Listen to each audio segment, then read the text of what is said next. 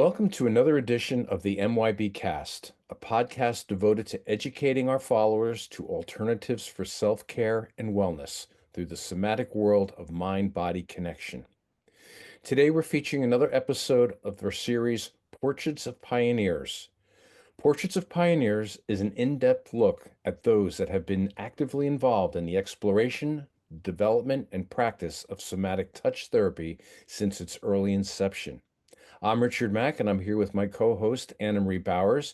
And today, Anna-Marie and I are honored and excited to have Gail Stewart as our guest. Welcome, Gail. It's good to see you. We'd like to start with asking you a little bit about how you got involved with somatic touch, massage in the very, very, very beginning. What drew you to massage? Well, the first thing I think of is that in 1969, I moved to California, and my baby sister had gone to Esalen Institute and come back, and she said, I found out my hands are good.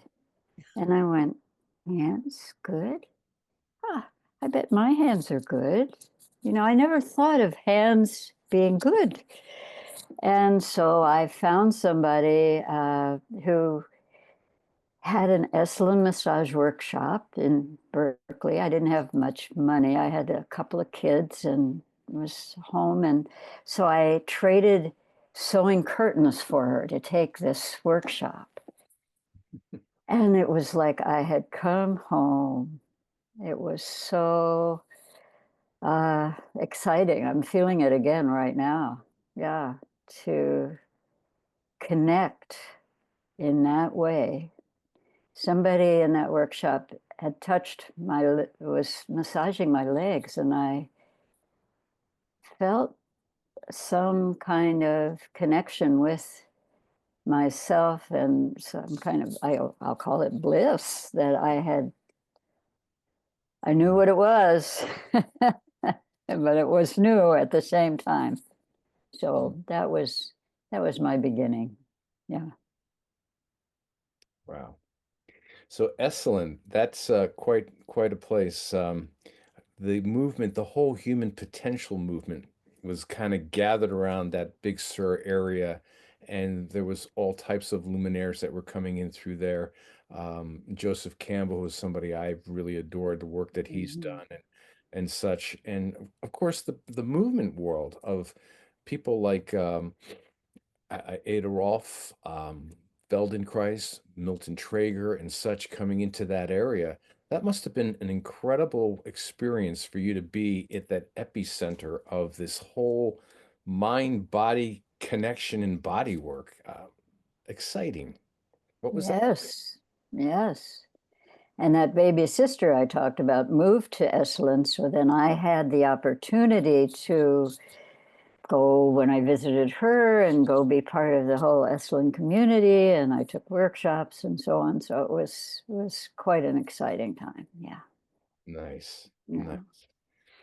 I'm also noticing that your background is more than just body work. You were getting into the mind aspect of things, the Gestalt type of therapy that you were studying.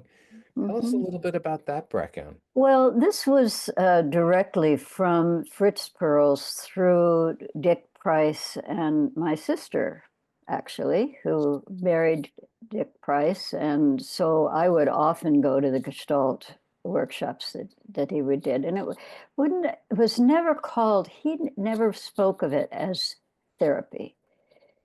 It was always a community process where people are working on themselves. And the thing about Gestalt is that the client, Milton always said this too, Milton Trager always said this too, the client is the therapist.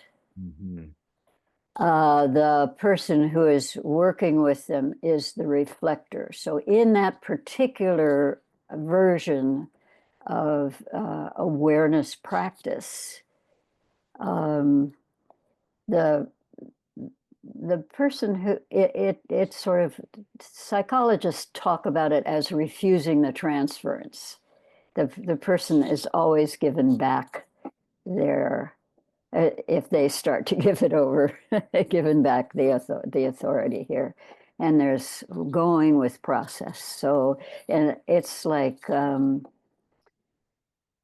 was going to say the word enlightenment. That's not what I want, but insights coming up, and Gestalt then in that situation is always working with the body. You know, there's a gesture, and the gesture, oh, what's happening with that? You know, what's that saying? Just do that again. You know, that kind of thing. So I loved it. I loved it. Yeah, and still do. Yeah, very awakening. Mhm. Sounds like it was a natural lead in to some of the movement of Milton Trager's work at the time. Yes, very connected. It's very connected. And when Talk a little Milton, bit. Yeah, go ahead. I was going to What? say, tell us a little bit about meeting Milton and working with the Trager approach. Well, this is hilarious. I mean, Milton and Emily had apparently had a correspondence with Esalen because Milton wanted to show Esalen his work. Well, they arrived unannounced at Esalen. He said, "I'm here to show you my work." And it so happens I was living communally in Berkeley at the time that one of my housemates had gone to Esalen and was in the front office and happened to meet him. Her name was Elaine Simon. She later became somebody kind of famous as a spiritual teacher in Florida. But Elaine went to the back office and said, what do we do with them? And they said, put them in Betty Fuller's workshop. So Betty Fuller was giving an experiencing Esalen workshop. And there's a long story about that too. But at any rate, he worked on Betty Fuller's neck, which she had said, nobody touches my neck, you know. And he said, never mind, darling, lie down. I'm not going to hurt you, you know. So Betty took Milton and Emily home to her house, and he taught her and her partner at the time, Dub Lee, who was a Rolfer. He went through a whole teaching session with them for about a week or so while they were arranging a workshop. Well, my former roommate, Elaine, called me and said, Gail, you've got to get down here. I was teaching massage at the time. I had a massage school. And she said, you've got to get down here. And because I happened to be a staff relative, I could come into that pilot workshop. So wonderful. So I was in his very first class he ever taught. Yeah. What How was many? it like to receive his touch? Yeah. Well, I'm going to fast forward a little bit. He had a wonderful teaching method because he didn't know from teaching, you know. So he had each one of us lie down and work on a part, say the neck, and we'd all be watching. And then he'd have somebody else lie down and work on it. And he'd say, you two go work on each other. And he'd work on all of us because from his point of view, you couldn't teach this. You had to feel it. And then once you got the feeling, okay, go. And then he'd come and help. So that became the teaching method he used for many years.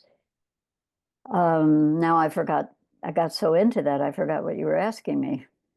What it was like What to it was like to experience. feel his Yeah. touch.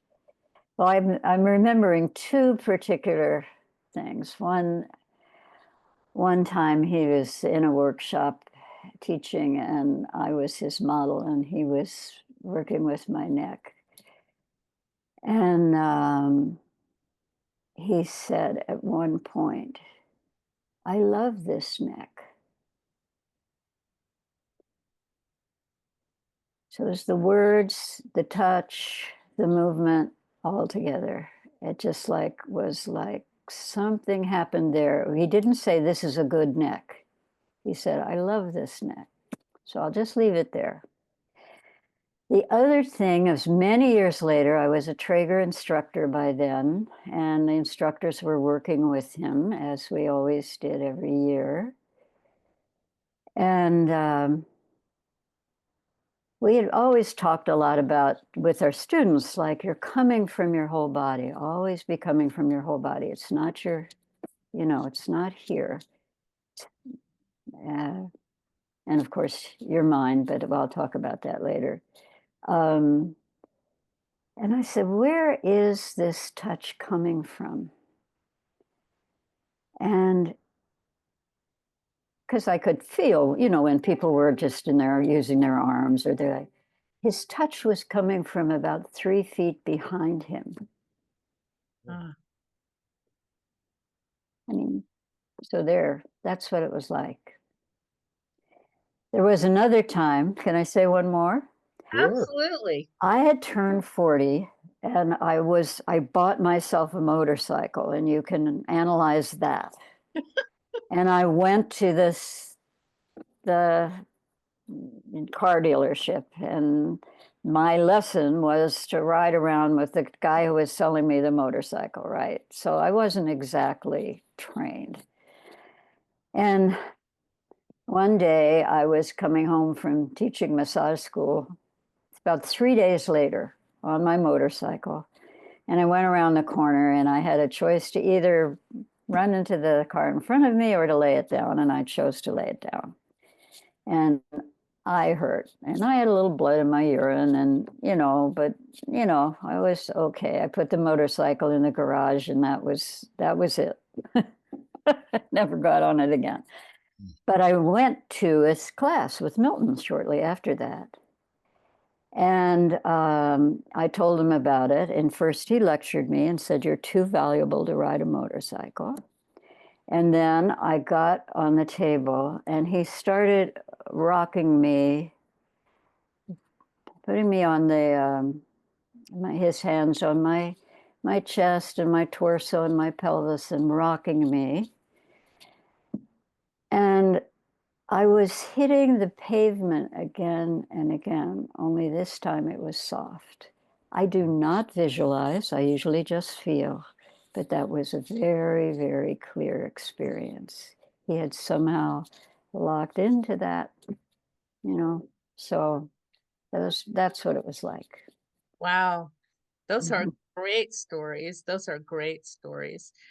Any of the other somatic practitioners, professionals that you worked with back in the days of Esalen that you want to share an experience of what it was like for you, what you experienced with somatic touch in any. Yeah, well, you're going through my whole therapeutic process here. So I'm thinking what first comes up is Peter Levine. I used to, again, I was trading Peter for helping him,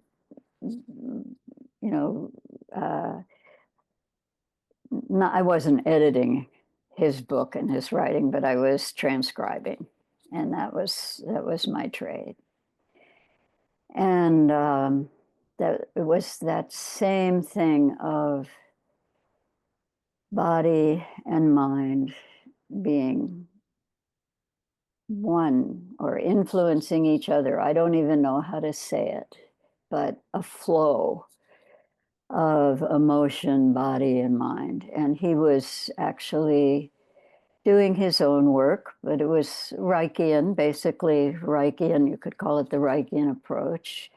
And Peter's was sort of more on the more sensitive end of that, rather than the more bombastic end of it, say. And so I don't even know how to describe it. There would be touch, there would be my expression, there would be, yeah. He calls his work somatic experiencing. There would be somatic experiencing. I can remember one time in a subtle session, I'm just standing there, and he's touching me a little here, my posture's adjusting a little in some way, but it wasn't like doing anything to straighten my, touching me here, touching me here, and suddenly there was just this whole flow from head to toe, rather than segments, if you know what I'm saying, or separate Yes. parts. And it was his seeing. He was really a good seer.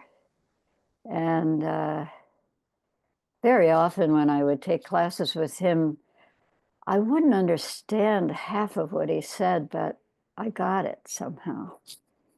It was just my way of Experience. learning. Yeah, yeah, yeah. I mean, I sort of understood what he was saying, but I could not have repeated it. Let me put it that way. And I Sure, imagine that's still true. sure, sure. Yeah. Is that something that you experience sometimes with your classes, your students? I They get have had somebody tell me they didn't understand a thing I said, but they liked it. Yeah. Yeah. I will be one of those people that'll raise their hand and say that. And I'll tell just two little injections on that front. Um, Madelana Ferrara, who's my partner, says hello. She said Hello, she Madelana. Yeah. credits you for her first being her first Traeger teacher that totally got her locked into the track.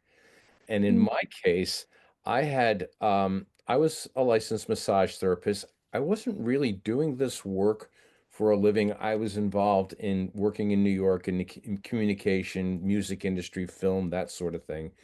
I was a receiver. I would get 2 or 3 sessions a week on every type of modality you can imagine.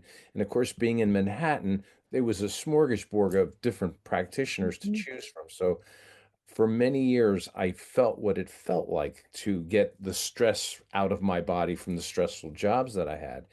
And my rolling into massage was, again, a trade. Somebody that owned a big massage school wanted me to produce their training series. So we did a video series and we basically worked out an arrangement. And I got to feel what it was like to be on the other side of that. My Traeger world came through Maddalena, but my first instructor was kind of like movish and that sort of thing. And I didn't think much about it, but it was different and I thought it was okay. And I was going to leave it at that. And I think somebody in Madalena, she said, you've got to experience Gail. So I took level 2 with you in Princeton at Betty Ford's, Betty, Post. yeah, Betty Betty Post. Ford's place. Mhm. I have to say that changed my world completely. It was like I was feeling a lot of stuff with body work, but when you introduced the concept of hookup and I felt you, even though you weren't touching me, I felt your energy in the room and how it was engaging with people. It wasn't so much how you were touching people, it was how you were dancing with them, with whatever was going on. And I had no idea what the subconscious mind was or anything like that. But there was something that definitely connected for me that this work is extremely powerful. I don't know what's happening, but I do know that there's buttons being pushed that I'm not even aware of that I have those buttons and they're being pushed. So you had that power. You have that power. How wonderful. Thank you for that. Yeah. Yeah. And I'm sure I'm not the first one who said that to you, and I'm sure I'm not going to be the last, but there is definitely that connection as we speak somatics, truly the understanding of, as the brain is basically doing the processing of a lot of things, but it's the combination of us within that body, mind, and spirit connection that makes us this entity that we're trying to navigate through this lifetime in. And you got that. You figured that out. Thank you. I, w- Thank you. I was going Thank to ask, you. go ahead. No, I was just going to say it wasn't figuring. Yeah, I was going to ask Gail, your in your involvement with all of these different kinds of movement, kinds of thinking, different kinds of touch. How did you experience some kind of a synthesis that takes you into other areas of your life, utilizing some of these principles, Yeah. you know, outside the massage world, outside your clinical practice, outside your classrooms? Do you find that anything that touched you kind of synthesized into just your way of being, like how Richard described how you were in the room? And if you could just kind of talk a little bit about that nebulous question. Well, let me just say yes. And it's like I'll cheat and go back to something Milton always said. You are the accumulation of everything that's ever happened to you. And of course, I was so blessed to be in this soup of the Bay Area when all of this was beginning, when all these teachers were developing. And so it was very easy to access, you know, not institutionalized yet, just coming. And so, yeah, Stanley Kellerman and bioenergetics. And you know how it is sometimes you go to a workshop and you just get one thing and it was worth every penny, you know, kind of like that. And so I would go to all of these Bonnie Bainbridge Cohen, you know, I would go to all of these workshops because they were available.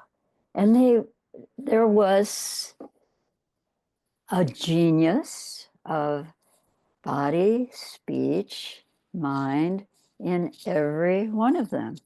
And so I would just get the projections of Marion Rosen, another one, was right here. I took her workshops, you know, before she had a Rosen Institute, you know. So what were each of those things? Marion's touch, I'm thinking of since I mentioned her last. And her putting her hand on my back and saying, this is a perfect back. In fact, it's a little too perfect. So there was the words there was the touch, there was, you know, something. From that, I went home, I cut my hair, I pierced my ears, and I almost burned my house down. It was a little bit too big of a change. And it was from this tiny touch and some words that, what did that mean, you know? So, yeah, that's sort of how it has all happened. Projection, I suppose you could say, of something that comes through the medium of words and touch and movement. Mm-hmm. Wow. So, Being yeah. there at the epicenter of this whole movement happening, what was it like to be? These are your friends. They're all exploring this new modality of the Right, body spirit connection. right. This is Yeah, like you're, Ashbury during the Grateful Dead coming through town. yes, exactly. Well, you're almost making me cry because of feeling the richness of and the good fortune that was for me. Yeah, that was what it was like. Just and I won't say I took it for granted, but it was like there I was, you know, it was all available. Yeah. So who else did I mention? There was Peter and Marion, Stanley Kellerman. There was somebody else I mentioned, and I've Dick got Horn. holes in my brain right now. Dick Horn. Oh, psychodrama. Yeah. Another thing of where expression, words and body and uh, encounter with others. Yeah. Um, in fact, I sort of met my husband through that one by,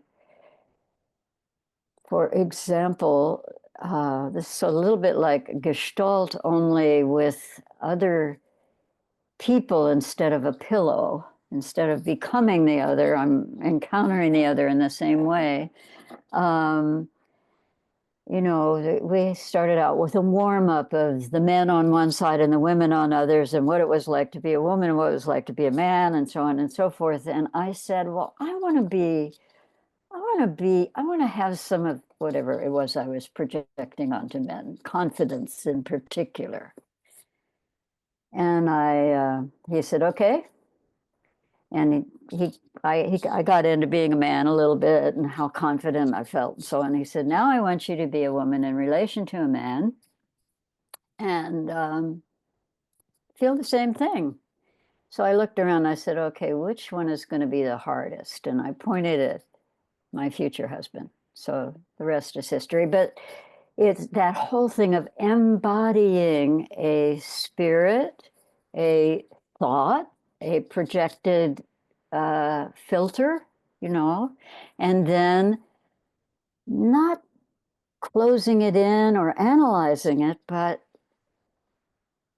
processing it. Yeah. So, and by the way, my projections were completely off. I had totally projected confidence onto this man. And when we did our secret thoughts at the end, he was terrified. I would not have had a clue. But anyway, so this kind of thing of stepping into the other's shoes, basically, and then getting a reality check. Mm-hmm. What a rich self-awareness experience all of that would bring to your life. Yeah. Did it change your parenting? Oh my. Off the wall question. Wow. I'm sure.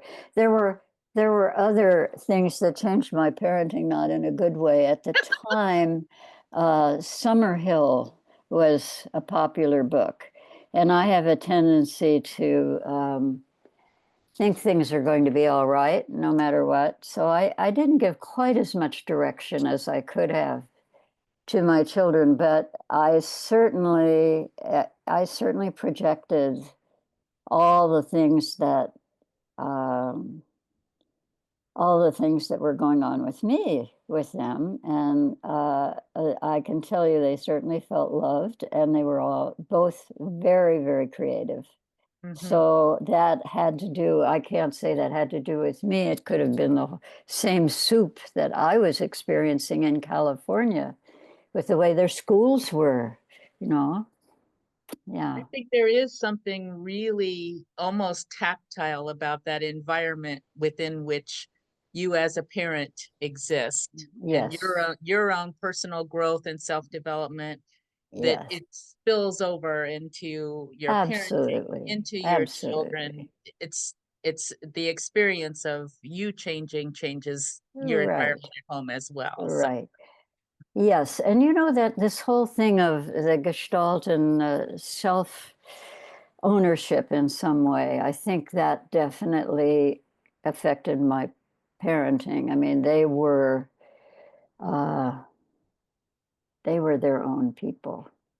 that's a very powerful thing. That's a very powerful.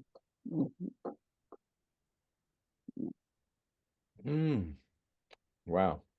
Well, this is probably a good place to take a pause and just kind of just like this is a wonderful introduction into your world. I'm sure we talked about some things that we normally didn't read about you. So that was a part of our idea of introducing you as a pioneer in this field. So people, when they hear the name Gail Stewart, they get a sense of the grounding that you've had in order to make the world that you've lived the world that you lived. So thank you for sharing. Really appreciate that. We're going to come back for an episode 2, and we're going to talk a little bit more deeper about your experiencing as you took this work into your life and how that changed your life. So I'm going to invite our audience to join us for the next episode. But for now, Gail, thank you very much for joining us. We'll see you on the other side. Thank you for the fun. Yeah.